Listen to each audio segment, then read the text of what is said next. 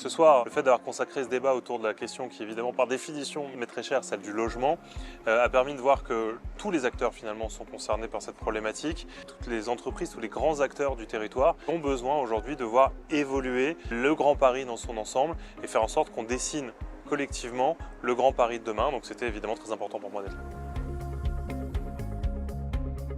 C'est un plaisir de retrouver les acteurs du Grand Paris. C'est une très belle association qui rapproche le monde économique des acteurs publics. Ce soir, c'est le sujet du logement, les perspectives pour le Grand Paris, la zone dense. Et c'est un sujet évidemment très important pour un certain nombre d'habitants. Les acteurs économiques, les acteurs du logement, les promoteurs, les investisseurs et les élus locaux ils sont en attente aussi qu'on déverrouille un certain nombre de procédures qui entravent la création de logements.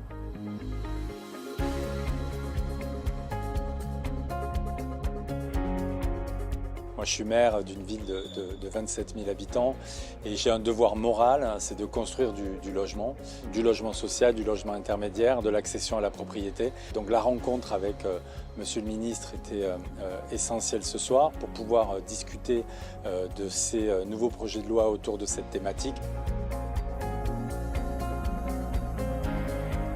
Le logement, c'est un sujet très important, notamment pour les maires que nous sommes. Nous avons beaucoup d'habitants qui demandent justement plus de logements, plus de construction de logements, mais surtout de logements dignes.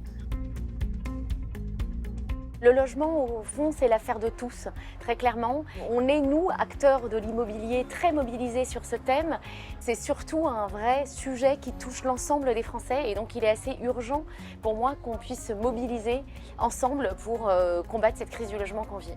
Aujourd'hui, de pouvoir discuter avec des promoteurs immobiliers, des investisseurs, des décideurs, je pense que ça nous permet aussi de se confronter à leurs besoins, à leurs visions aussi d'investissement, d'engagement et de pouvoir mieux y répondre dans la façon dont on va concevoir nos bâtiments, penser une intégration territoriale qui s'appuie sur une architecture qui est à la hauteur de la diversité des Parisiens et des grands Parisiens et qui répondent à leurs enjeux d'usage, c'est-à-dire aussi évidemment la transition environnementale, l'inclusion, l'accessibilité.